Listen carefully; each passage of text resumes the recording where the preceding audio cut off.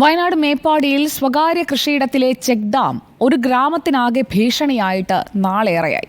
കൽപ്പറ്റ മാനിവയൽ കല്ലുമലയിലെ 100ഓളം കുടുംബങ്ങളാണ് ഭീതിയിൽ ഓരോ ദിവസവും തള്ളി നീക്കുന്നത്. പരാതി നൽകിയിട്ടും പരിഹാരം കാണാത്തതിനെ തുടർന്ന് തുടർ നടപടികൾക്ക് ഒരുങ്ങുകയാണ് പ്രദേശവാസികൾ.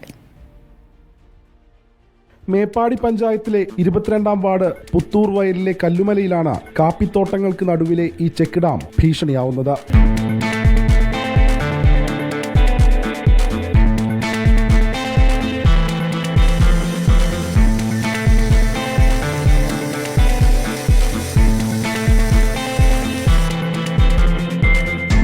മഴ കനത്താൽ മണിക്കുന്നുമലയുടെ താഴ്വാരത്തുള്ള അരുവികൾ പുഴയായി മാറുന്നതോടെ മലയാളം പ്ലാന്റേഷനിലുള്ള ചെക്ക് ഡാമിൽ ജലനിരപ്പ് ഉയരും. പിന്നീട് അങ്ങോട്ട് പ്രദേശവാസികൾക്ക് ഉറക്കമില്ലാത്ത രാത്രിയാണ്. മഴക്കാലത്ത് ഞങ്ങൾക്ക് ഒട്ടും എന്ത് വെള്ളം വന്നെന്നറിയാമോ? മേലെ കല്ലുമലൊക്കെ ഇഷ്ടം പോലെ കല്ലുകളൊക്കെ വന്ന് കുത്തുമലത്തെ സംഭവം കണ്ടില്ലേ? അതേപോലത്തെ ഒരു അനുഭവം നമുക്ക് ഉണ്ടാവാതിരിക്കാൻ വേണ്ടിയിട്ടാണ് നമ്മളിപ്പോൾ തന്നെ ഇതിന് വേണ്ട നടപടി സ്വീകരിക്കണം എന്ന് പറയുന്നത്. കഴിഞ്ഞ ആഴ്ചത്തെ അവസ്ഥയിൽ എന്ന് പറയുന്നത് വെള്ളം ഇതിൽ നിന്ന് ഏകദേശം 2 മീറ്ററോളം ഹൈറ്റിലും കൂടെ വെള്ളം നിറഞ്ഞ് ഇത് ഡാം മുഴുവനായും വെള്ളം നിറഞ്ഞിരിക്കുന്ന ഒരു അവസ്ഥയായിരുന്നു. വർഷക്കാലത്ത് എല്ലാ തവണയും ഡാമിന് സമീപമുള്ള വീട്ടുകാർ ഇവിടെ നിന്ന് മാറി താമസിക്കാറാണ് പതിവ്. ഇപ്പോൾ ഈ തൊട്ട് താഴെ കാണുന്ന വീട്ടിലുള്ള ആളുകൾ ഒരാഴ്ചയായിട്ട് മേപ്പാടി വാടകയ്ക്ക് പിന്നെ റൂം എടുത്തിട്ട് അവിടെ താമസിക്കുന്നതാണ് ഭയത്തോടുകൂടി.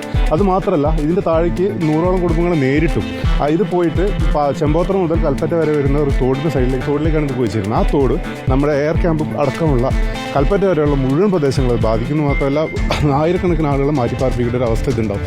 അശാസ്ത്രീയമായി നിർമ്മിച്ച 3 കുളങ്ങൾ കൂടി മലയാളം പ്ലാന്റേഷനിലുണ്ടെന്ന് പ്രദേശവാസികൾ പറയുന്നു. ഇവിടെ കിടന്നിറങ്ങണം, ജീവിക്കണം. കുഞ്ഞു കുഞ്ഞു മക്കൾക്ക് ഇത് എത്ര ദിവസമായി പോയിട്ട് തൊട്ടടുത്ത വീട്ടിൽ താമസിക്കുന്നവരല്ല, ഇവരൊക്കെ പോയില്ലേ.